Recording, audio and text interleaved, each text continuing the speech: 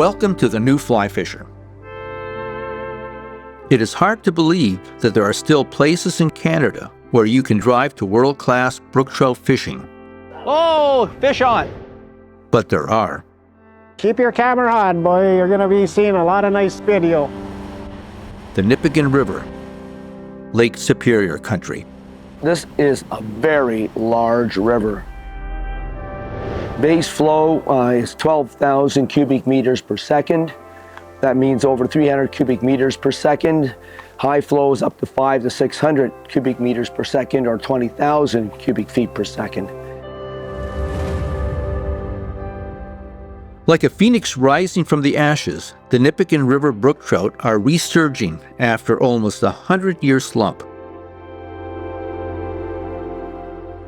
This week, myself and good friend and colleague Silvia D'Amelio, CEO of Freshwater Conservation Canada, are traveling to the lodge at Red Rock on the shores of Nipigon Bay on Lake Superior in pursuit of trophy brook trout. I'm liking the look of those drop-offs. Yeah. High sun. More colder. Yep. Woo! Fish. Oh, nicely done, Jack. 0 to hero, apparently. 0 to hero. Oh, what a beautiful fish, Sil. Yeah, that's all right, Nate. Yeah, all right. There you go, buddy. There you go. Awesome. Congratulations, Sil.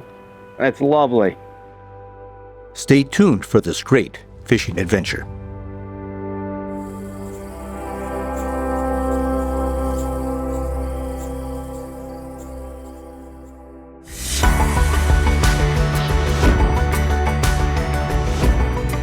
Ooh, that's a nice sized fish. Absolutely fantastic. Nice. Oh my goodness, that's the kind of fish they make stickers out of.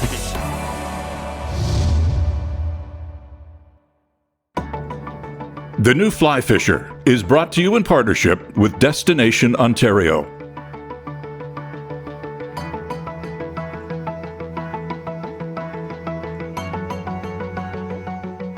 Vair Watches. Scientific Anglers. Trout Unlimited.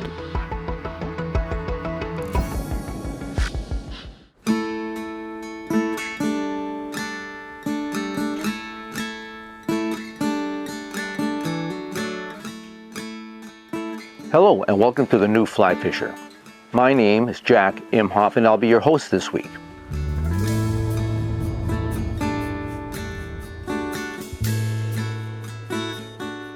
Along with me is a dear friend and colleague, Silvia D'Amelio, CEO of Freshwater Conservation Canada, formerly Trout Unlimited Canada.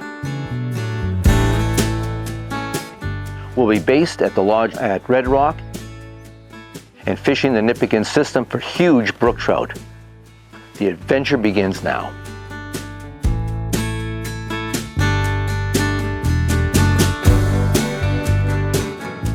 The Nipigon area, and especially brook trout, hold a special place in Silvia's heart. And I was thrilled to be able to invite her on this trip. Returning to the Nipigon and Lake Superior is a special treat for Silvia. It is here, over 20 years ago, that she studied coastal brook trout for her master's, and also studied their habitat needs as a researcher with Trout Unlimited Canada.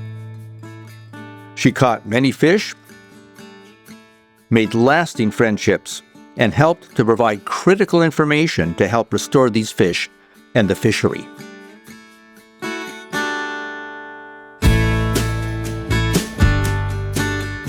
For the duration of our trip, we stayed at the lodge at Red Rock, formerly known as Quebec Lodge.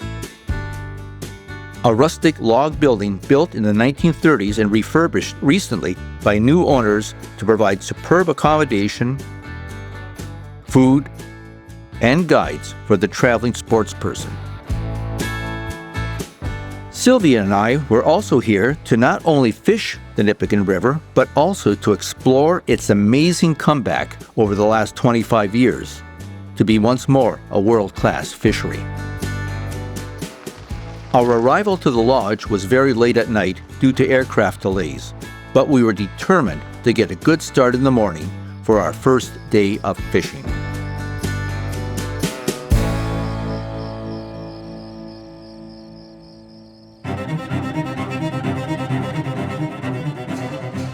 The morning dawned full of promise, with fog lifting off Nipigon Bay. Weather was going to be, unfortunately, warm for the day after weeks of hot weather.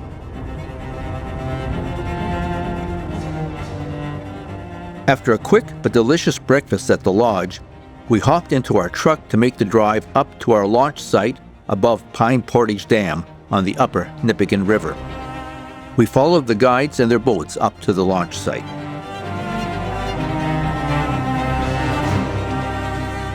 Our guides from the lodge at Red Rock were Tony Troilek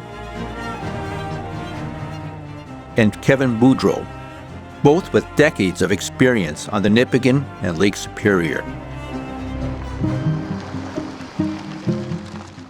The guides worked diligently to get the boats in the water and prepped for our day of fishing, while Silvia and I suited up and rigged up while the boats were being prepared.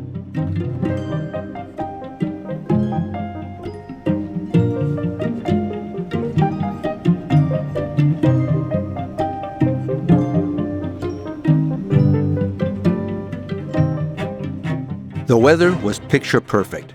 Not necessarily what you want when fishing brook trout, but we were hopeful that the hot weather had not warmed the river too much and that the fish would be active.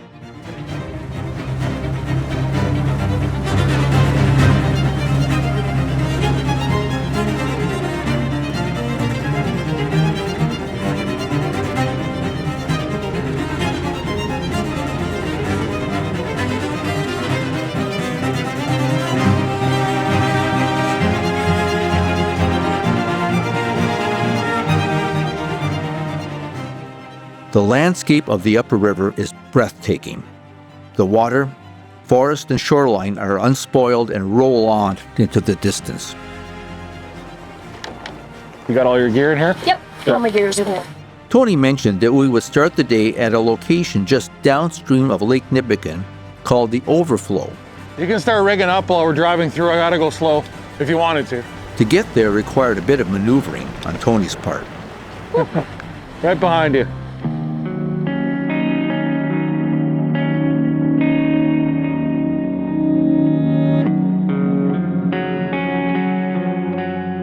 You could see why this river has so much to offer.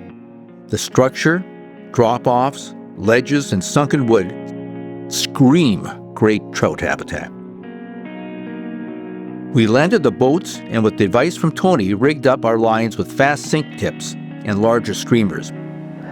So what point? 3X, 2X? Talk to me in pounds. 6 pound, 8 pound? For tippet? I'd probably go 8 or 10. They are not line shy here. Okay, So go 2X. 2X, yeah, fluorocarbon, yeah. Lake Nipigon and the river are rich in various minnow species, sculpin, and smelt, and trout in these locations are actively looking for disoriented forage fish to get washed into the overflow from the lake. Today we got quite a bit of wind coming in from South Bay. It's a north wind. We're fishing in about like 3 to 6 feet of water. So like a medium sink tip, 4 inches per second. Right. And streamers. Okay. Dry flies are kind of out of the question with the chop we got. So Okay. yeah, we're gonna try it and see if we can get some fish. Sounds good. Now you suggested I try sort of a smelt-like pattern, white, Yeah. and then also perhaps have Sylvia try something a little bit darker, right? Yeah, their main forage here are either smelt or sculpins. Perfect. So the sculpins are dark. We try Yeah. to use a fly that has broad shoulders in the front to mimic the sculpin. Right. Sort of The silhouette. gill flaps, yeah. Yeah. And then a smelt pattern like that one there. Okay. Sounds good. Let's go for it. Yeah, awesome.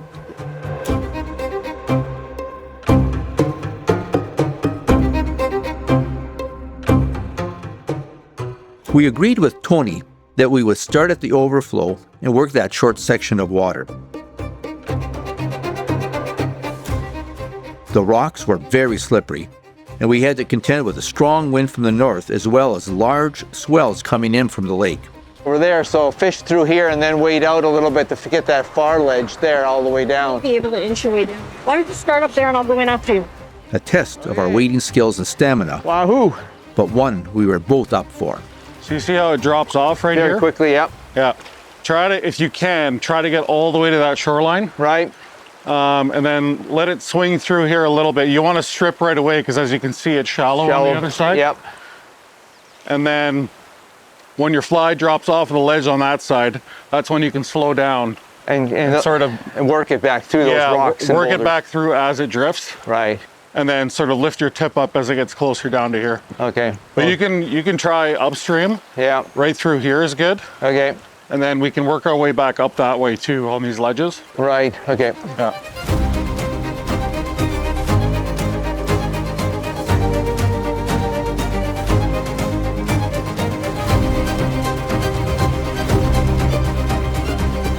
Fish on. Fish on. Well, that was exciting. That was my fourth cast.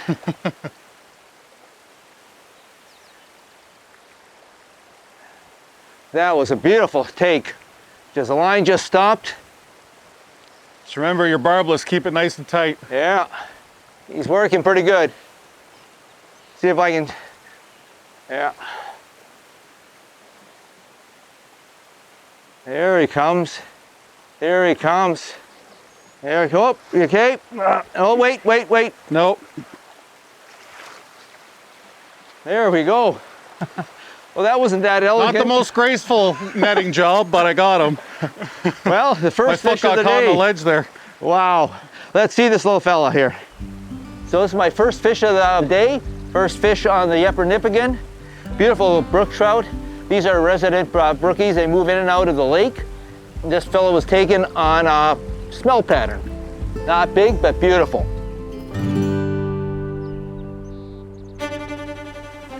Just look down and watch these ledges and just try to stay on the flattest rocks that you possibly can. We braved the challenging conditions for a while more, and then decided to move downstream and away from the big swells to the tail out of the run before it flowed into the deeper part of a bay. Whew. Well, that was exciting. How many inches per second is your sink tip?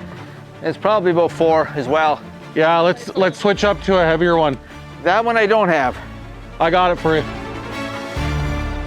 Tony, what are we gonna do here? So we just fished the section upstream, and the waves were kind of big coming in from Lake Nipigon. So we're just gonna hop out on the boat. We're gonna fish the seam on that side, and then we're gonna come around to this shelf here off of this point and fish the current break on the other side of it. And then we'll head downstream to the lower section and get out again and wade the shelves. Those nice shelves. Yeah. Okay, that sounds like a plan. Thank you.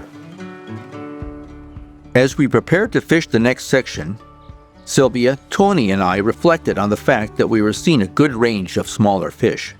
You know what's so heartening, Sil, is to see smaller fish on this river. There is one heck of a really nice year class coming through. This is so, pumps me so much. The big fish are wonderful, but to see the year classes coming through means this river and this lake are thriving. Yeah. Since I've started fishing this river, I've always seen smaller fish. Yeah. It's got a really healthy population, lots of year classes. Good. And I mean, the fact that you're only allowed to keep 1/22, I think, is what really helps that, right? Yeah, they're able to spawn several times when they're up to 22 inches. That means you have strong year classes year after year. So even if people take a trophy or a larger fish to take home for a meal or for a mount, you've got a huge number of fish coming behind them to grow to that beautiful size. Yeah.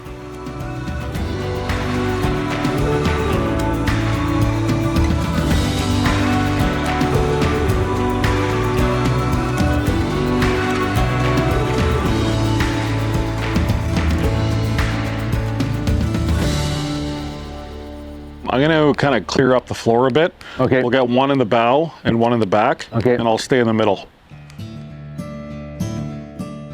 Tony wanted us to fish the next sections from the boat given their depth and flow. To hold position in these conditions requires a good trolling motor. Next stop was the narrows further downstream that Tony had pointed out earlier in the day. We can actually wade down as far, just past that little tuft of grass. Right there, yeah.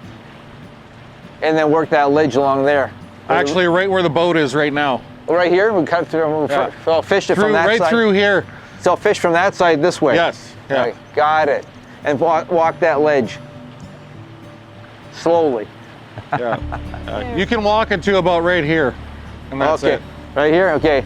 So I'll stay Now, around that. now you're gonna see the structure you're gonna fish. So you kind of let it swing through this deep hole, Yeah, right here. and then as you retrieve up, you retrieve it back towards the ledge, and they usually hit it right at the edge of the ledge. Okay, there's the ledge there. I can see Yeah. it there. Yeah, okay, got it. Nice. But you have to come through here to be able to get out. So I prefer to go fish the top first Yeah. and let the fish settle down after you spook them all. Yeah. When it's calm and there isn't any ripples, it's hilarious. You can see them sitting on the ledges. Oh man. Yeah. And then at least you know where to fish. But when it's ripply like this, it's hard to see them. Yeah. Okay. Okay, Tony, what are we doing here? So here we're walking along a ledge where it drops down to about 10, 15 feet. And just to start, because we have no backcasting room, you're just gonna roll it out. Right. And sort of let it sink down towards the ledge and then work it off the ledge. And then once we get past this bush, we can start double hauling it over to the other side. And there's a ledge on the other side as well. Work it off that, let it sit and swing in the deep water, and then work it back up the ledge. Back up. Okay. As it comes closer. Okay. They'll often sit right on the inside of this ledge, and either right before you see your fly or right as you see your fly come up, they'll come up and grab it. Wow. So Okay. don't be afraid to sort of let your fly just sit there as you're bringing it up. Right, hang for a Yeah, second. yeah, let it hang there. Okay. Yeah. Okie dokie. Let's get to it. Let's get to it. That's right. The narrow, deep channel through this section offered great habitat for trout. The structure provided an ideal location for trout to hold and wait for food funneled down through and into the narrows. So if you're comfortable with it, there's almost like a nice little staircase right here. We continued to work down the channel, trying to put our flies on the far side and swinging them off the shallow shelf on the far side into the deeper, bouldery water in the middle. You see how now you're sort of starting getting into the area where there's ledges beyond the ledges and deep cuts in between? Yep. They will sit in between those cuts. Hooray, fish on. Oh, this one. Fish off. That's fishing. That was a big fish. Oh, Facil. Yeah.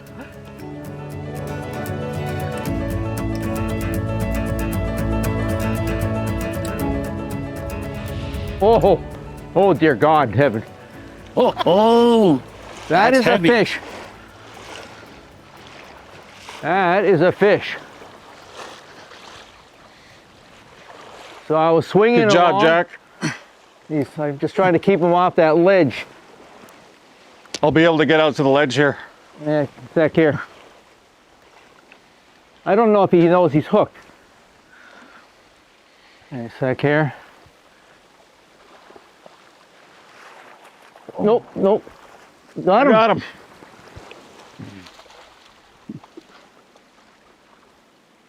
Excuse the language. Holy moly. Oh my goodness. Sylvia, That's a soggy bog. on the soggy bog, eh? Soggy bog. I think I got him right here. Okay. Whoa, now that is a brook trout. Here you go, buddy. Here you go. Okay, there you go. Wow, You can see him right there. He's Yeah. just gonna hang out right in front of us. hanging right in front of us there. Giving us a little show. Is that your design, Sylvia? Yeah. Nice. Designed here, actually. Not to be outdone, Oh, fish on. a few minutes later, Silvia hooked her own trout in the channel. Awesome, Silvia. Oh, that's a nice one.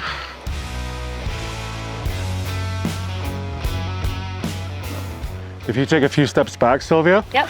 then you can kind of pull them up to the ledge.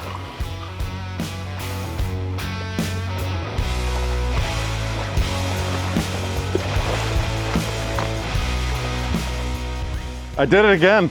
It was acrobatic. It was lovely. It was awesome. That's a good looking fish. Not super thick, but again, it's a really long one. You're welcome.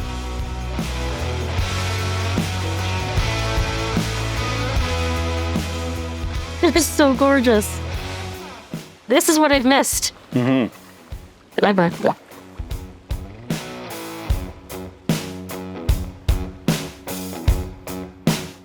The day was getting late and the sun was getting low. You got the time, Kevin? 3:30. As we continued to work the channel, both from shore and then from the boat. But soon, it was time to head back after a great first day of fishing. Before we called it a day, I had a chance to ask Tony about his time and experiences on the Nipigon system. I first started fishing the Nipigon River in 2008. Originally, I was just fishing from shore, and then I was doing some recurring work up here in the summertime, so I decided to bring my boat up, and then I started accessing it with my boat. The Nipigon River, to me, is a destination in the world that is known for trophy brook trout. It's also a indigenous fishery. It's where the fish originally come from, which I feel like in the fly fishing world is a very important thing. I feel like the limits with originally the 1/18 and then the 1/22 really helped protect the spawning population of fish on this lake. They've definitely seen an increase. That's been commented on by anglers, and That is a beautiful fish. I've definitely seen it over the years that I've been fishing here. So I feel like it's been a really important thing to protect those spawning fish and have a lot of good recruitment with the younger populations. And we saw that today with the size variation of fish that we caught. I feel like that's been really the most important thing. I really just hope it's maintained the way it is. We've been seeing fish 25 inches plus in the last few years. Last year, I believe it was 2 years ago, I caught my biggest. It was 25 1/4. You know, the fish was pushing 10 pounds, if not over. It looked like a lake trout. I just hope to see that again and again for future generations. It was great to get back to the lodge for a well-deserved and excellent meal with friends. But it will be an earlier start tomorrow, but then we'll get into a routine of getting up earlier and coming back.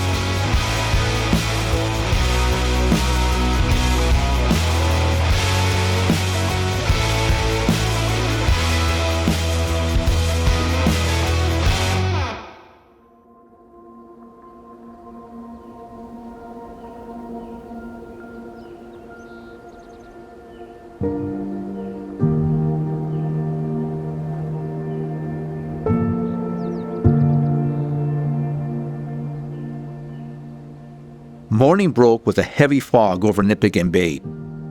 Despite the fog and mist, the day was supposed to be another picture-perfect summer day.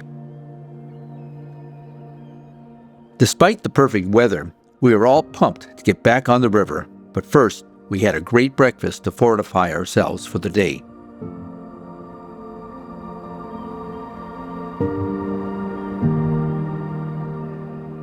After loading our gear, we jumped into our vehicle and followed our guides and boats back up to Pine Portage. Our hope was that the fog would lift off the water by the time we launched the boats.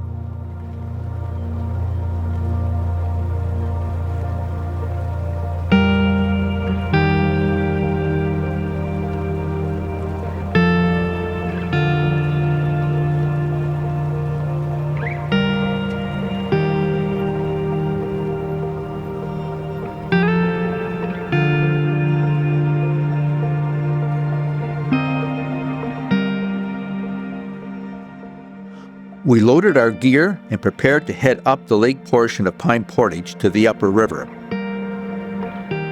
Silvia, with our other guide Kevin, were in another boat. Our destination on the main river was the former site of Virgin Falls, a reach near the now submerged Rabbit Rapids.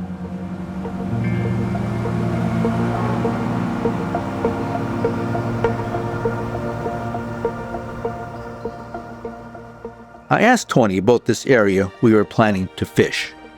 This location here is Rabbit Rapids. This is where Dr. Cook caught the world record back in I believe it was the 1800s? 1916. 1916, close. And now it's currently, 20 feet plus underwater. We're in 31 feet here, but this used to be a whitewater section of the river that was a good spot.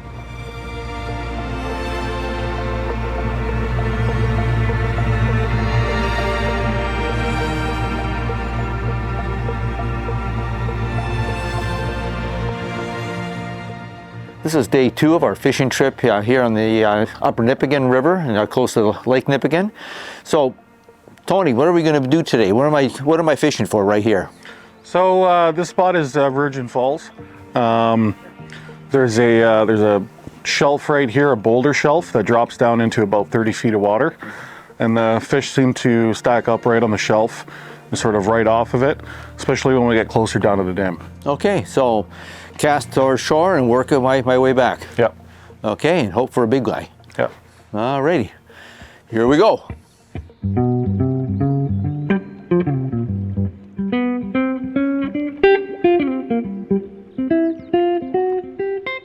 Any type of retrieve, special type of retrieve, or just usual?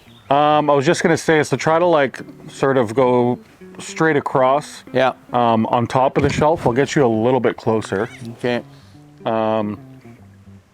And then strip it off of the shelf quick, and as soon as your fly is off of the shelf, let it swing down. Yeah.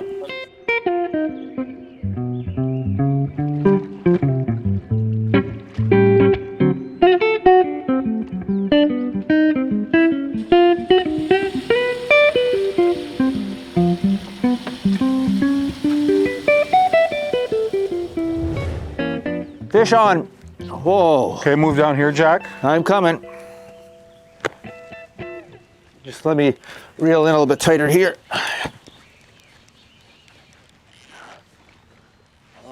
Okay. You hit right on that shelf, or Right a little on bit the deeper? just after it dropped off into the little bit deeper water. Nice. Okay. I can help you a little bit with the motor. Okay. These fish are strong. Wow. He took the soggy bog. On the soggy bog? On the soggy bog. Let's see if I can reel. Okay. Whoa. Beauty. Nice netting. Oh, wow. Beautiful fish.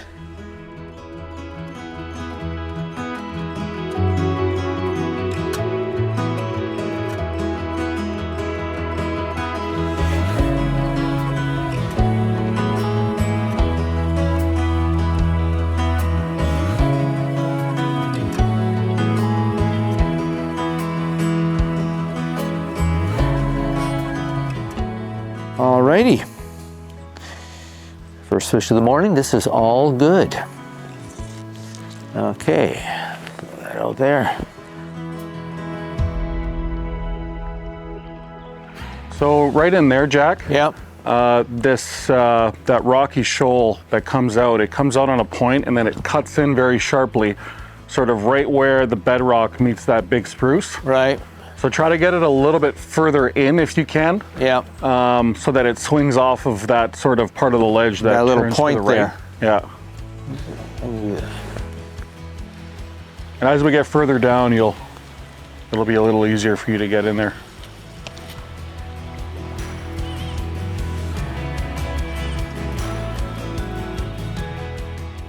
It gets quite a bit deeper here, so I don't know if you noticed, I waited for you to finish your cast. Yeah. And then I move the boat. Yeah. And it helps your line sink. I could also throw them end upstream a bit more. That might help too. Yeah.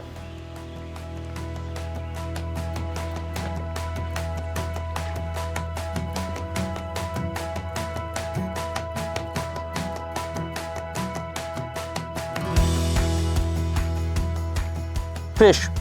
Nice. Fish on. Right as I did that. I could drop feel you with the motor. allowing the boat to drift back a bit. Yeah. Get the fish on the reel. All right, nice. Nice work, man. So for this one here, Jack, I don't think I'm going to drop the boat back too much. No, because we're getting a lot closer to the dam. If it wants to go on this side, let it go on this side. Take him over here.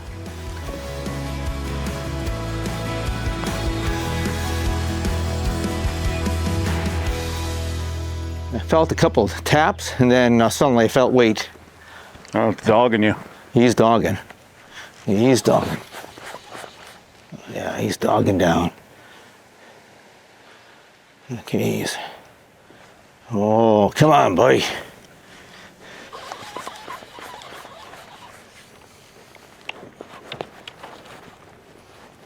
Oh, he wants to go again. Let him go, let him go. Okay. See if I can, I don't think I can tilt. Pull it. Got him. Woo! Nice. About the same size as the last one. Yeah. Awesome, man. Yeah, right about the same size. Yeah, beautiful fish. Yeah.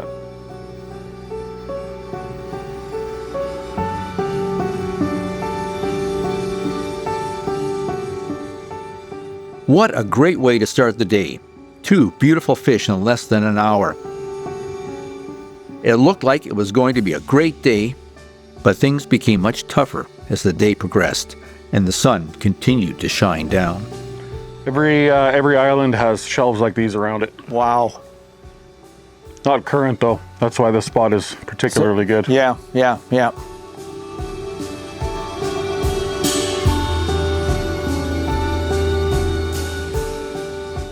So the fish are sitting just off the ledge. There's a rocky shoal coming through here, and there's a sharp drop off to about 30 feet in some cases, as Tony was mentioning. And the fish are sitting right on that shelf. So what I'm using is about a 10-12 foot extra fast sinking tip. And I'm trying to cast straight across and then allowing it to drift and then fall over that shelf and start to swing slowly through to see if we can find some of those fish. And so far this morning, 2 of them have succumbed. Let's see if we can get another one.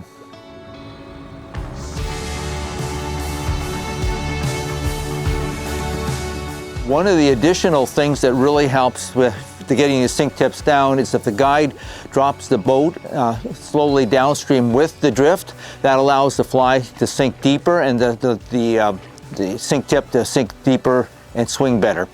So Tony's been doing a great job of that for me. As a matter of fact, the last fish I got was definitely using that technique to help the fly sink deeper and swing better.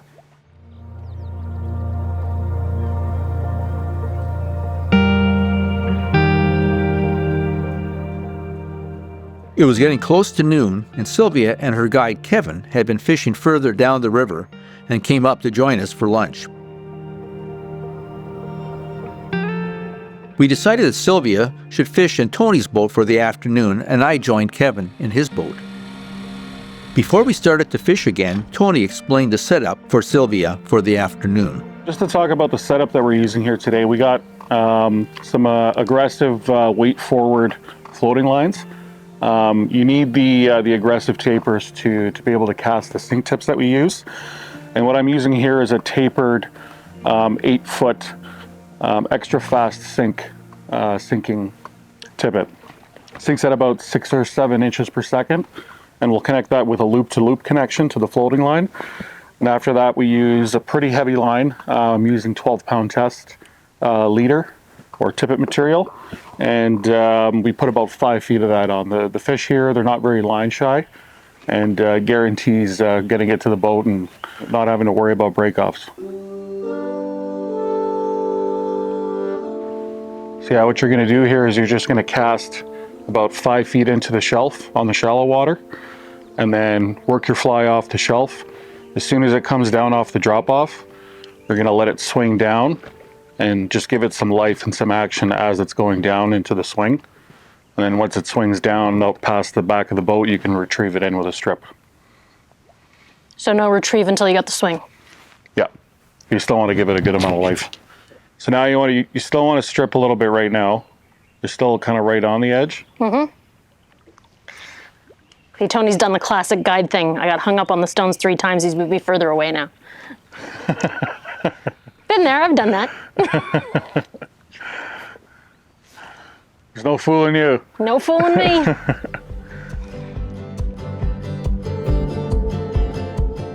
So what made you call it the Soggy Bottom? The Soggy Bog. My sister names all my Soggy Bog, sorry. My sister names all my flies. Oh, nice. Yep. I don't name them. Perfect. Nailed it. A few more. A few more. You never know.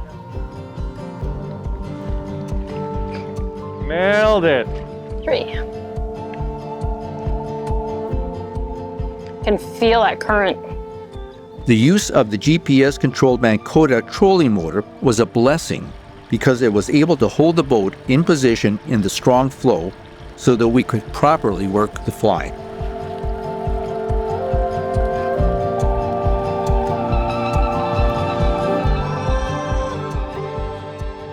The fish were not as cooperative as Sylvia and Tony hoped, and after thoroughly fishing the shelf and around the abutments that I had worked earlier in the day, it's a little windy, but we'll give it a shot.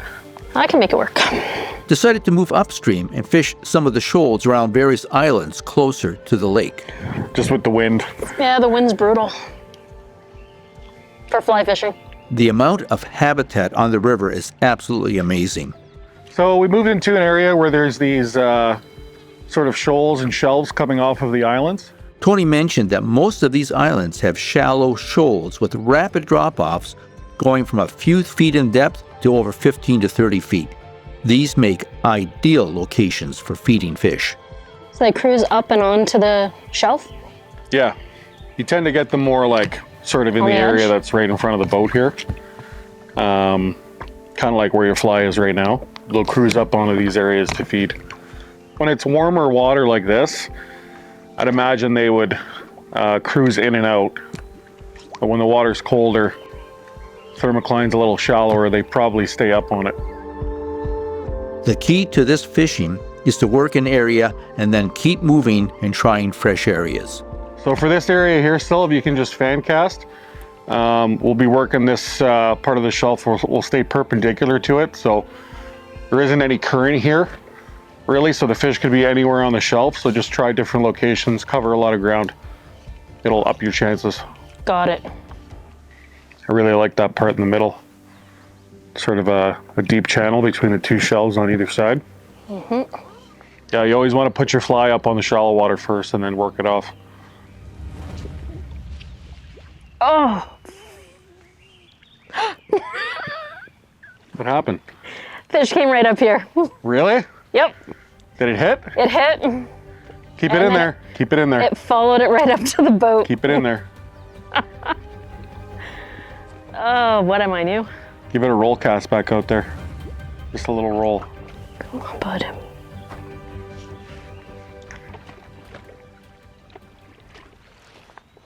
There it Gotcha. is. Nice. Oh. Yeah, we're changing out that. Put another roll out there though. By the time we change it out, it'll be gone. You didn't have it on for that long. It might come back. Do one more. Try as she might, it was a challenging day for Sylvia.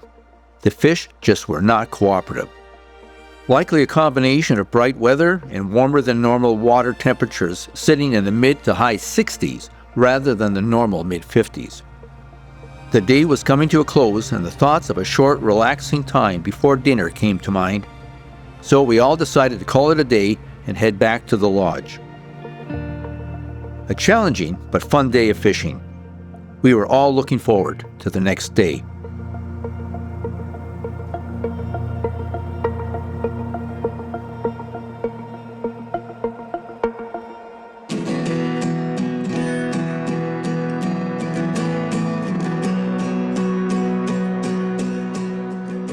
The lodge at Red Rock is a 3-season facility catering to the outdoors crowd. Whether you are a hiker, angler, hunter, or nature lover in general. Perched on the high hillside overlooking the village of Red Rock and Nipigon Bay, the lodge offers all the amenities an outdoor lover could wish for. I had a chance to ask the general manager of the lodge, Peter Whitby, about what the lodge offers. The lodge located behind me originally was known as the Quebec Lodge. It was built in 1937 by the paper mill. So Red Rock traditionally had one of the biggest paper mills on earth. And the lodge served as a place for the executives. So when they would come in each summer from Montreal, the executives would stay here. They wouldn't stay in town with the townsfolk.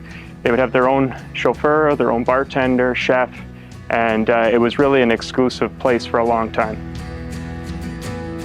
The BMI Group is on a mission to grow the community of Red Rock, Nipigon, and this entire north shore of Lake Superior. We want to grow the community in a way that benefits the people that live here.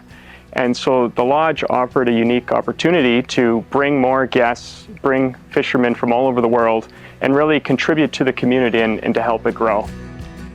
The company acquired the lodge on the last day of January this year. And as I was mentioning, it was really like an episode of Flip This House. We had about 14 guys in here, new plumbing, new electrical, new furniture, and really just to bring a new experience here. The lodge needed a little bit of love, and we're incredibly proud of the change here. I always say the fishing is world class here, as you know, and the experience and the food and the conditions should be as well. So when a guest visits the lodge, it's all about the experience. They can expect a really nice room, really good customer service, great food, and fishermen that can guide them to the best spots to find world-class brook trout and many other species as well. In addition to world-class accommodations indoors, they can expect the best view they've ever seen in their life. We're located at the top of Lake Superior. We have a view to Nipigon Bay, and it's exceptional. On top of that, on the fishing side of things, we have 6 guides that are associated here with the lodge that know the north shore of Lake Superior, Lake Nipigon, and of course the world-famous Nipigon River. So they get you on those big brook trout. One thing we promise guests is that they're going to catch the biggest brook trout they've ever caught in their life. We have folks that come up here and used to catching 10 to 12-inch brook trouts, and as Gord, our head guide, always says, usually on their first fish, it'll be a personal best. Knuckles right here. Good work, bud. Congrats. At the lodge at Red Rock, we like to say hunt, fish, find. So we attract folks that are obviously here to fish, but it's everything's big up here, including the moose, bears, the animals, the birds. The amount of bald eagles, golden eagles that you'll see up here is world class. And there's something for everyone. The lodge itself is attached to the Nipigon River Trail. There's a 6-kilometer trail that goes from here to Nipigon along the top of Lake Superior. Beautiful mountain views, and without even leaving the property, you have access to that trail. In addition to brook trout, the area boasts a spring run of steelhead, in addition to large lake trout. On the salmon side, there's pinks, chinooks, and cohos that run about this time of year, August and September. World-class walleye fishing, northern pike. It's just, a fisherman's dream. And we'd love to welcome everyone here and invite you guys to see the greatest lake on earth, Lake Superior.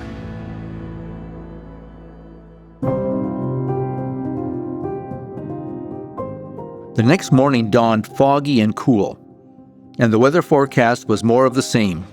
Bright skies, few clouds, and warm temperatures. Not necessarily ideal brook trout weather, but our hopes were still high. We headed for breakfast to meet our new guide for the next 3 days, Chum, another of the great set of guides offered by the lodge. Also at breakfast to take other guests out was another guide and good friend of Silvia's, Gord Ellis, longtime outdoor writer and great angler.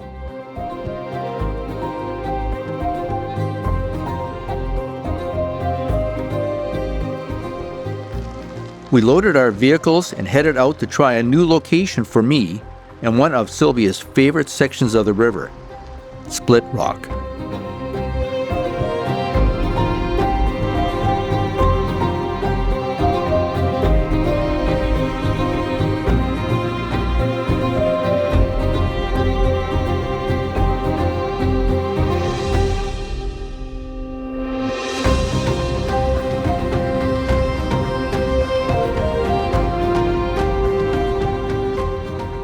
We arrived at the launch site and began to launch the boats while Silvia and I rigged our tackle for the day.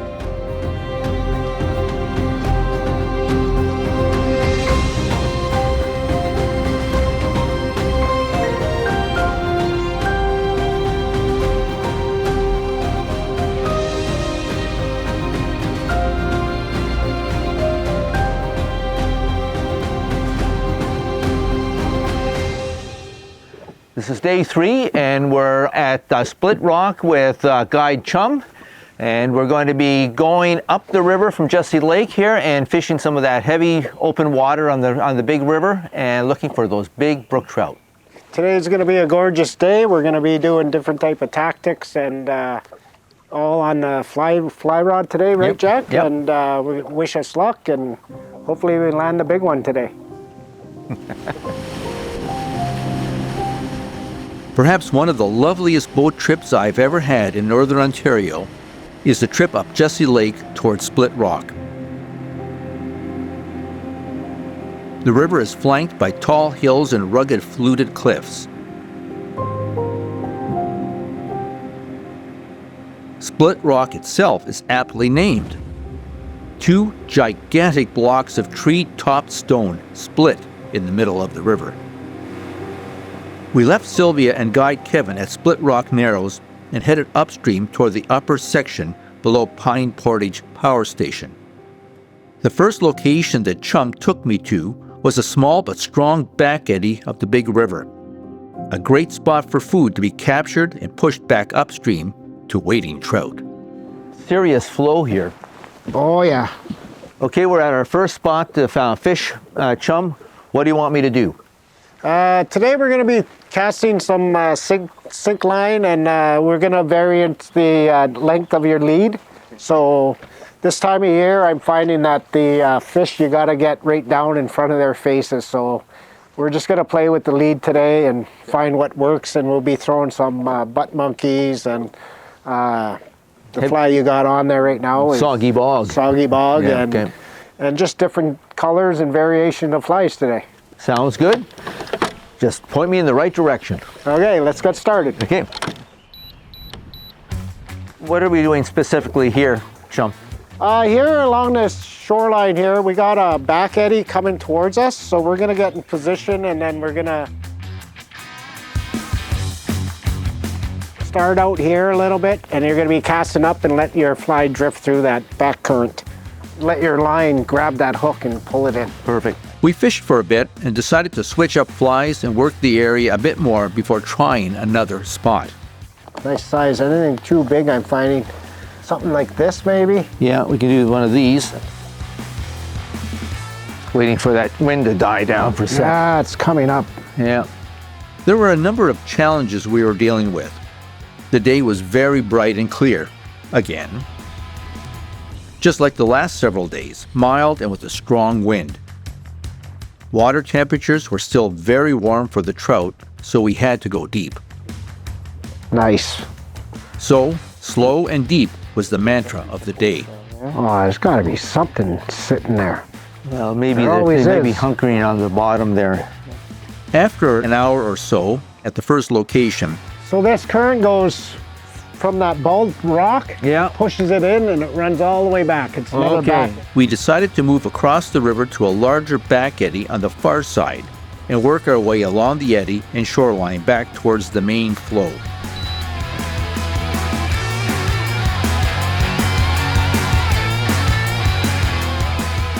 It was slow going. Try to start at the bald rock and then work your way to that dead tree, Yeah. and then we'll jog in. Okay. Okay? We're Okay. gonna do this whole shoreline right up to past where it goes to the flat rock. Well, your fly's gonna be drifting in towards the bay. Yeah, so just twitch, right? Yeah.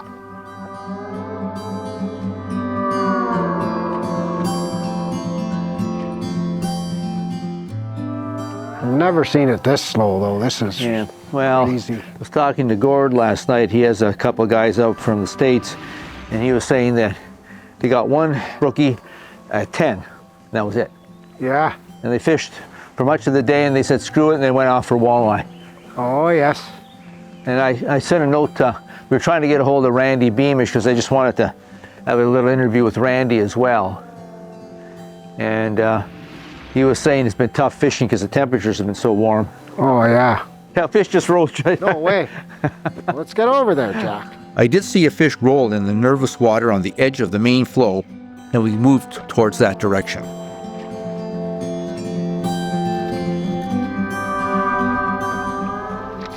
Fish on. There you go. Finally. Play with them. I am. Take your time. Take your time. Yeah. He's going to go with the current, I think. Yeah. Motor's off. Just going to drift down for him. Yeah, no worries. So I cast cross and upstream in the hopes that I could bring the fish in and fish along the side of the current here. A sec here. Whoa. There you go, Not Jack. the biggest man, but I'll take anything I can get right now. There we go. Woo! Olive. Olive. Olive, the olive. Good one. Good choice, sir. And the olive came off.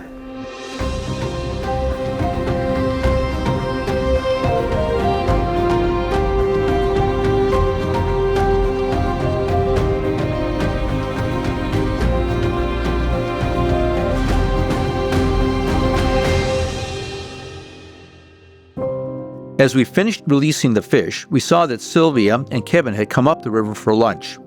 We planned to have Silvia join Chum and me in the boat after lunch. Once in the boat, we headed up to fish some challenging ledge rock water with big, swirling back eddies.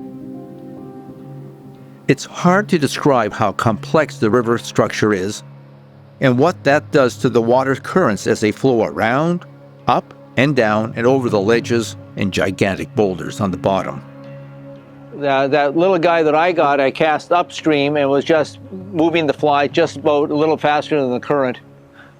Boy, those currents adjust and change, don't they? Oh my goodness, yes.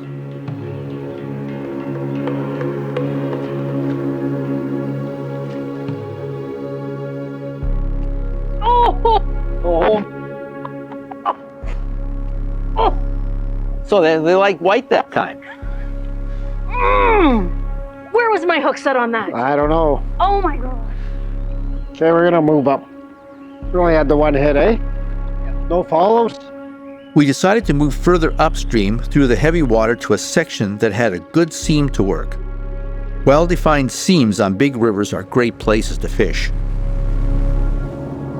Trout can sit just out of the heavy water and watch the food go by on the current conveyor belt.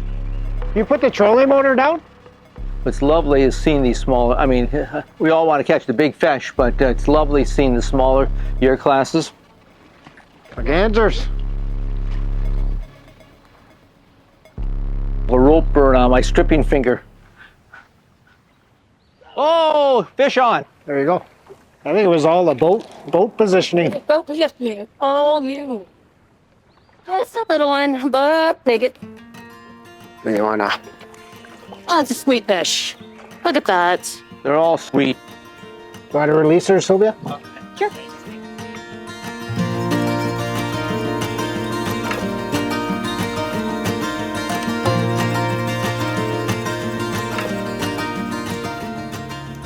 We thought we would try one more spot further upstream, closer to the dam.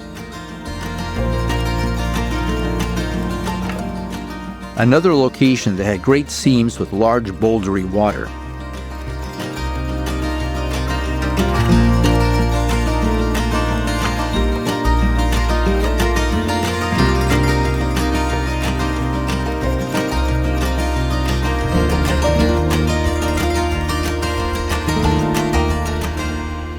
Longer the swing. You get a longer swing down that way.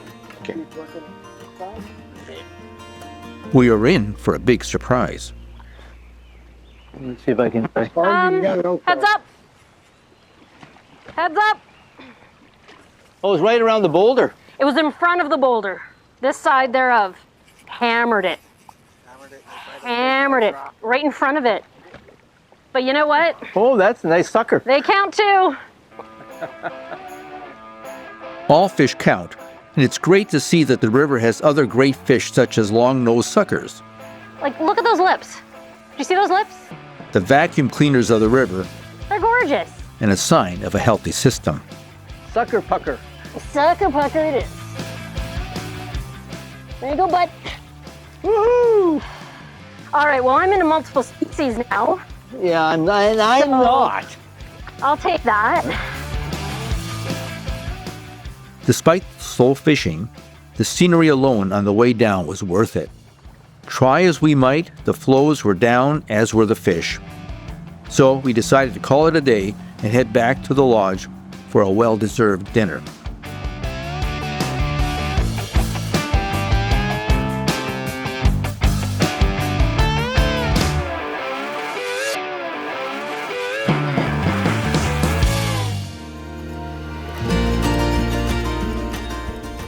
Over the last 20 years or so, many avid anglers have been coming up to the Nipigon.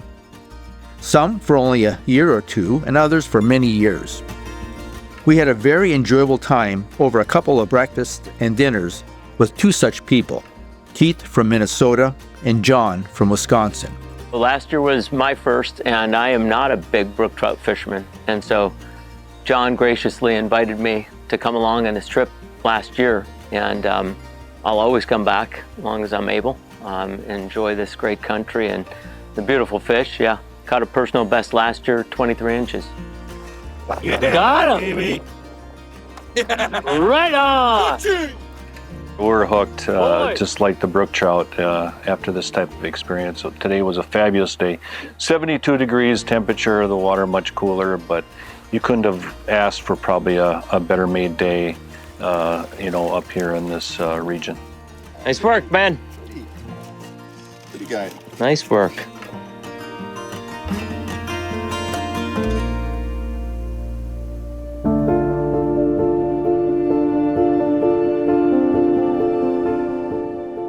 It was another morning of mild weather, fog, and a promise of another clear and bright sky.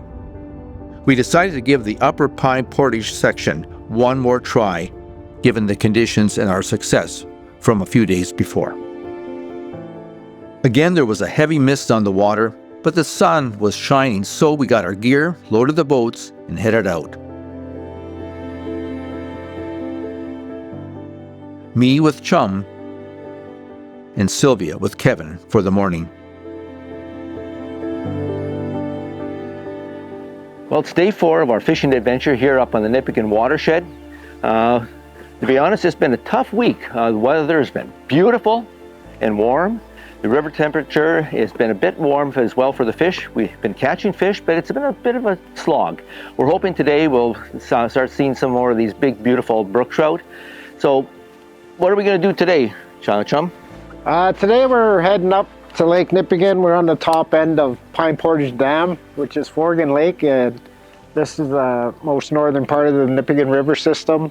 It leads into Lake Nipigon. We'll be fishing Virgin Falls and some of the islands leading into Lake Nipigon today. Perfect. Looking forward to it. All right, let's get going.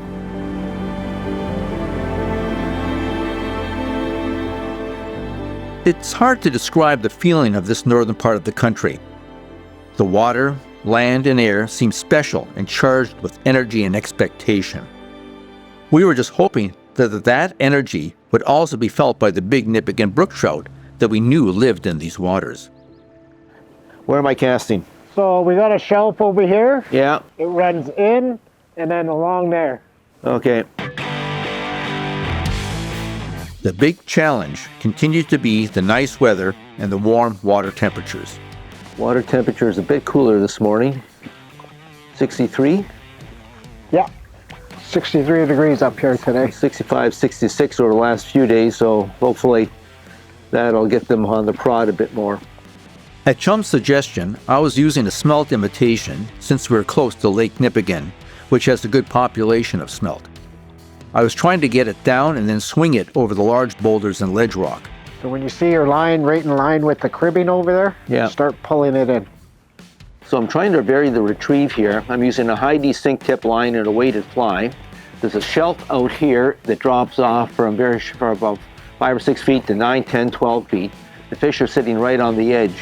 So we're trying to figure out exactly what they want. Are they slow today? Do they just want something they can just pick up as it slowly goes by? Or are they looking for something that's trying to escape? The currents here are so complex.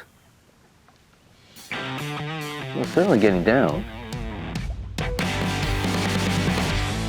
Large rivers are totally different than small to medium-sized rivers. The sheer volume of water and its mass and pressure moving downslope can create extremely complex currents. Eddies, back eddies, vertical eddies, making fishing a real challenge. But the fish are there, though they didn't show for me. Time to move on. We began to work our way further up from the point towards the old dam where Silvia and Kevin had been fishing intently for a while. Nice one, Sil. On what? Soggy bottom. No. Okay, soggy bog it is. Oh, what a beautiful fish, Sil. Yeah, that's all right, Nate. Yeah, all right. There you go, buddy. There you go. Awesome. Congratulations, Sil. That's lovely. We continued to fish up and above the old dam for a bit, trying the spot where we had moved fish a few days before. On the far bank there, we're actually somewhere off that. Well, we the can hanging start tree. here and then move up. Okay. Oh, that's all. Because your drift's going to come here. Right. Or we can start at the top and work our way slowly down. What do you think? Let's just start here. Okay. As always, listen to the guide. Throw one in those rocks up there. The fish appeared to be staying very deep. Silvia had mentioned adding some tungsten split shot to her sink tip line and weighted fly, so I decided to follow suit to get a bit deeper and closer to the bottom in the deeper water.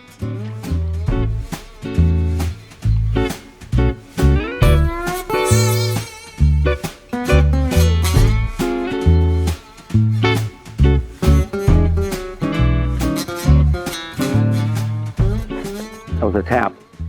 I would not have felt the taps if my rod tip had not been low to the water. Keeping that tip low when fishing swinging flies is critical. Yeah, temperature's dropped a couple degrees. I called over to Silvia in the other boat and mentioned that I had had a few taps and thought I would switch it up a bit as well. This one I put back the soggy bog. The tactic appeared to work for Silvia. Got one. Look, The day was getting very warm and my stomach was telling me that it was likely time for lunch. You guys good for lunch? Okay, one more cast after this and then we'll join you. Chum and Kevin indicated that there was a nice island near the lake ideal for lunch, so we headed over to it.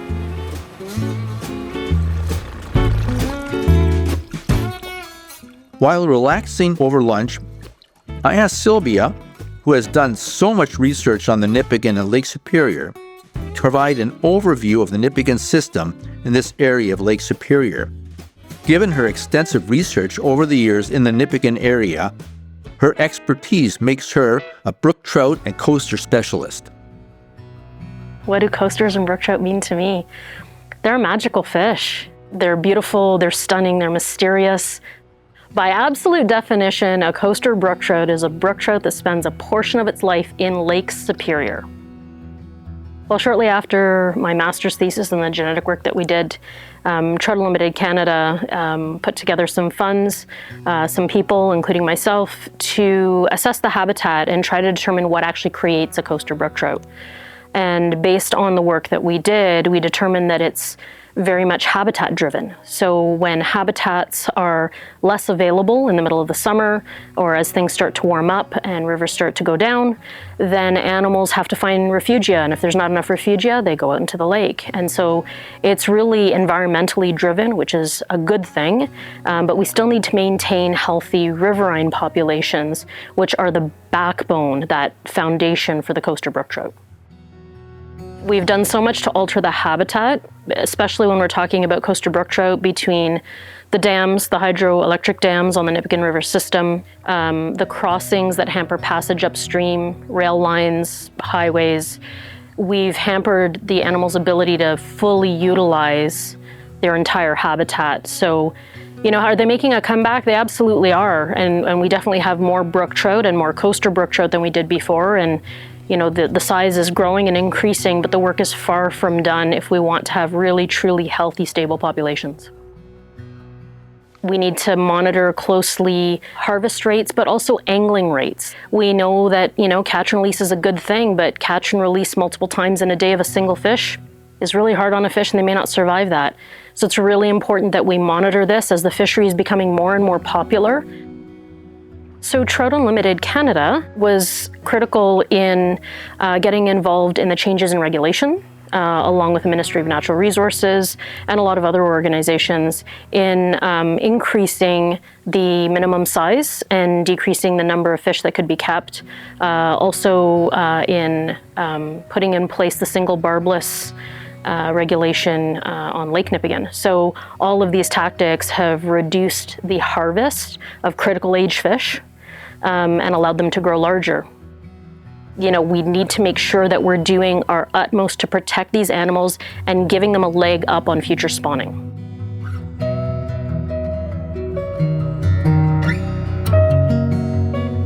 After our discussions on the brook trout conservation efforts on the Nipigon and Lake Superior, we finished lunch and packed up to head out again for the afternoon. Silvia joined Chum in his boat to seek out a few more fish before the end of the day, while I hopped into the other boat with Kevin. Oh, you little... There it is, there it is! Take your time. Oh, frick!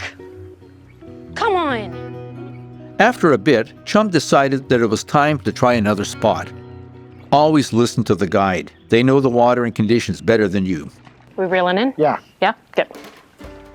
You'll be okay on that side then, Sylvia? Yeah, absolutely. If we go up? No problem. I'm liking the look of those drop-offs. Yeah. High sun. More colder. Yep. The strategy this afternoon is those deeper ledges, because sometimes fish, as the sun gets high, move down deeper for cover and for colder temperatures. And so they pick off those minnows and the bugs rolling off the edge. So that's what we're trying to do, roll that fly off the edge. Boat control is critical. Takes an expert hand to get critical boat control so that the fly fisher can cast up and down the drop-off. It's a very deceiving area because the wind is going in one direction, but the current is going in another. And if you don't know that, you don't know how long to wait to let your fly sink, whether it's coming towards you or working against you. That deep cold water is really great because it holds more oxygen. So I think why brook trout are so spunky. Fish one side of it, then the other. One of those got to be holding a fish. Holy cow. Right? You want to switch to the back, Sylvia? I'm thinking of switching flies. Want to switch flies too? What do you think? Sure. Thinking about going all white. You have an orange? I have an Or is orange. that Woolly Bully or whatever it's called? Which one Kev give you? Kev gave me one that's like a rusty orange. Yeah, let's go there. Okay. Kevin and I had been fishing near Sylvia and Chum. As Sylvia was changing her fly, Kevin and I decided to move to a pinch point between an island and the mainland, hoping that the narrows there would be a good spot for bait to be funneled through to willing fish. Here is where I finally went from zero to hero. Way to go, Jack. Hey, wait.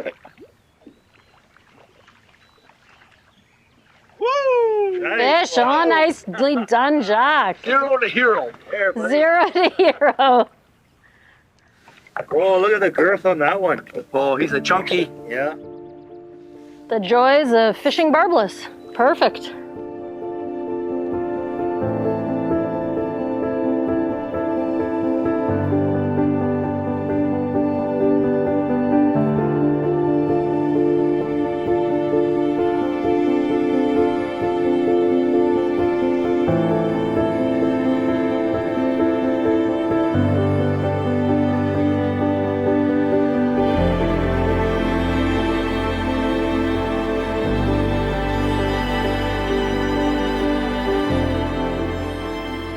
It had been another great day of fishing. Though tough, it was very enjoyable and made even more enjoyable by the great company.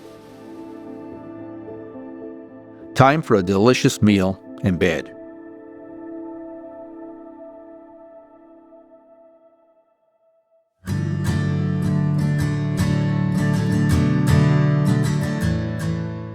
I had the opportunity to ask two knowledgeable anglers and conservationists about their perspectives of the Nipigon in this area of Lake Superior. Gord Ellis is a long-time outdoor writer, angler, and guide who has lived in the region all his life. And Randy Beamish is an avid angler and former guide who has also spent the last 30 years fishing in this area.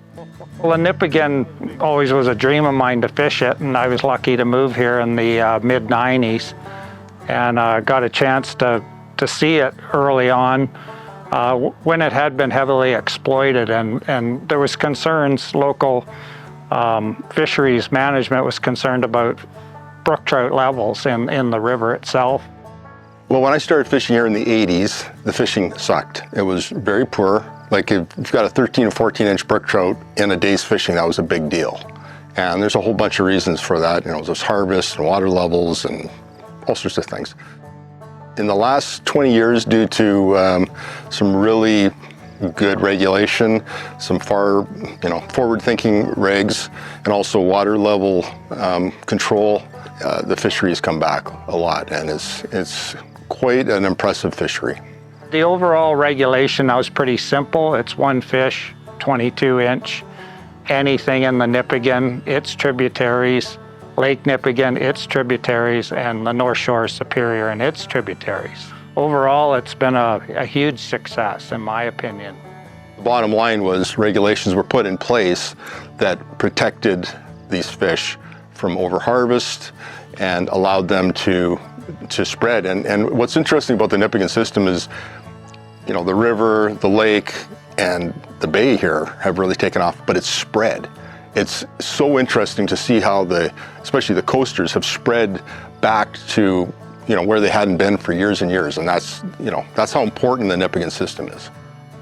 What does the Nipigon mean to me? It's one of those places on earth that's very special. It's the epitome of wild things to me. It's, you know, seeing a 25-inch brook trout, I don't think there's anything more beautiful in spawning colors here in late August. So it's a special place, and it should be cherished and protected. So if you're a brook trout angler and you've never come here, you know, it's something you need to do because it is a special place, and it's unusual. You know, it's just to see the size of the fish. You know, they're only 4 or 5 years old, and, you know, they can be 6-7 pounds. It's a pretty phenomenal thing. Fishing the Nipigon system can be challenging. You are fishing big water that can have strong winds on occasion, with fish often sitting deep, especially during hot summer months. With that in mind, our tackle for this trip included rods in the 6, 7, and 8 weight category. This included good reels with floating lines for dry fly fishing, as well as high-density sink tips and intermediate lines. We also carried sink tips to attach to our floating lines, ranging from 3-inch per second sink rates to 8-inch per second sink rates. Leaders were 9 foot when fishing floating lines, but shortened to 30 inches when using the sink tips. These fish are not leader shy, so tippets range from 8 to 12 pound test. Given that the fish tended to be deep due to the warm water temperatures, we used a variety of streamer flies of various types, shapes, and colors. Flies included the butt monkey, Silvia's soggy bog, which was our high producer, the articulated butt monkey, black zonker, Jack's rabbit smelt, purple bunny leech, Jack's purple and black pork belly streamer, Jack's olive pork belly streamer. All these flies had weight in the form of cones or dumbbells, and in some cases we had to add 1 or 2 tungsten split shot to get it down. For those of you who value time spent outdoors, investing in reliable tools is essential to making the most of your experience in nature. A durable, affordable, and timeless wristwatch is the perfect companion for any angler. And that's exactly what Vair watches are built for. Assembled in America and backed by a guaranteed waterproof warranty, Vair watches offer the ideal balance of affordability and performance. Stay on time and focus on the moments that matter most. Our final day at the lodge dawned cloudy and windy with a chance of rain. Finally. We got up earlier to see if the fish would be more active earlier in the morning. Once more, we chowed down on a great breakfast and got our gear together to try the lower river for a bit. It was still early morning when we launched the boats at the Nipigon Marina. Silvia and I quickly started to pull our gear together in order to get out onto the water since this was a busier section of river.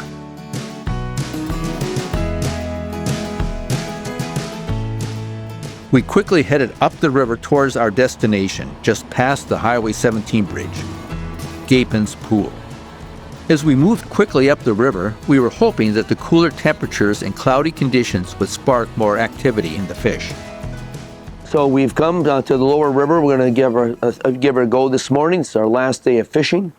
So Chum is taking us, and this is Gapin's Pool. This is later on this fall will be a major spawning area for brook trout. But right now the fish may be staging. We're going to see if we can find a few of these big boys. Chum, what are we going to do? We're going to throw some flies today again and some streamers, and just hopefully they'll cooperate with us today. Let's hope. We were sitting out from shore and fishing a giant back eddy off the main river, which is Gapin's Pool. Fishing back eddies is always fun since the fly moves opposite to the main current. Here, we're going to go up by that big rock up there. Okay. And then the drift comes back. Right. It's a back eddy. Yeah. Okay. And we'll fish this whole shoreline here, but concentrate on that rock. Okay. And which rock? That boulder right there? Yeah, the one that's in the water. Oh, you see where the riffles are there? Yeah, that's a boulder there. Okay, gotcha.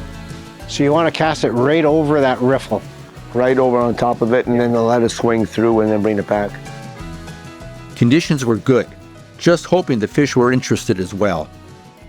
Silvia was trying her luck just upstream of us, fishing the same edge where an occasional fish was rolling. Unfortunately, the river was still running warm. What's the temperature? We're at 65.6. Warm.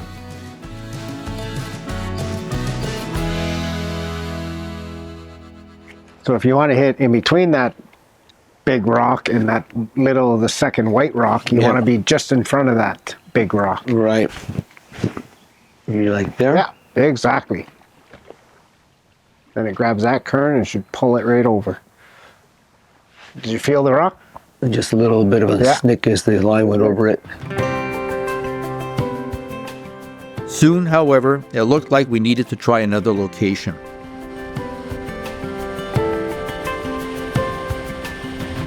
Chum suggested that we head back up to his favorite water on Jesse Lake and around Split Rock.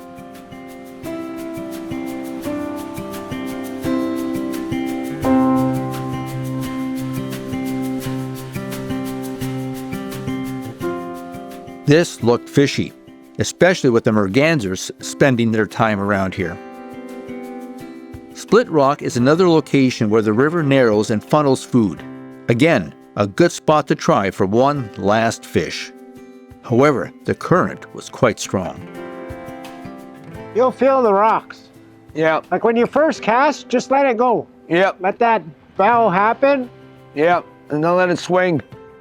I continued to work and swing a streamer from the middle of the channel to behind the large boulder near Silvia. So if you throw one in the white water, you're going to be on the shelf. Yeah, so I don't want to be on the shelf. Well, you can, because then you're going to get this portion. Right, gotcha. Chum mentioned that it was a great spot, especially with these type of flows.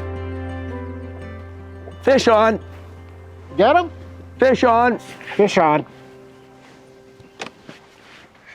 Take your time, take your time. Yeah, well, I'm not going anywhere.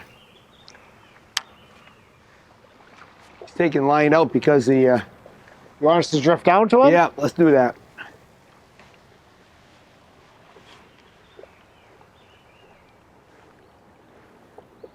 You're okay. So I think I'm okay. Feel like I'm on the bottom now. I wonder if he, there he is. No. Okay, so I was casting into a foamy area, letting it sink, and then letting it swing across the current when I hooked this guy. Whoa, Jack. Whoa, Jack. Whoa. He's right in the... You've got him right in the motor. Okay. You pulled him right into the motor. Little baby.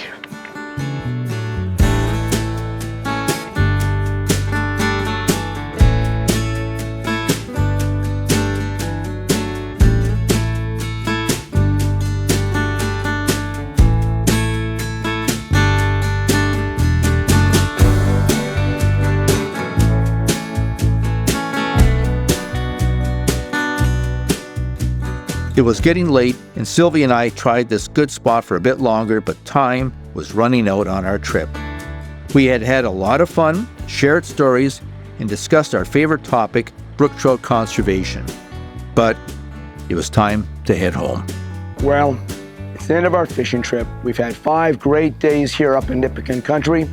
We've fished a whole variety of water from the lake areas around Lake Nipigon all the way down through different sections of the river. We've caught fish every day, some very good fish, some beautiful smaller fish, but it's been a really good trip. I want to thank our hosts at the lodge at Red Rock for a fantastic time, great food and camaraderie. I want to especially thank our guides, Tony and Chum, for fantastic guiding and instruction. And I want to thank all of you for watching this show. If you wish to see more episodes of The New Fly Fisher, just go to www.thenewflyfisher.com. See you next time.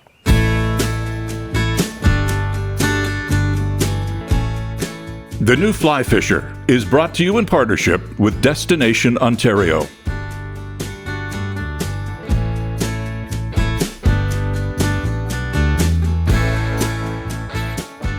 Vair Watches. Scientific Anglers. Trout Unlimited.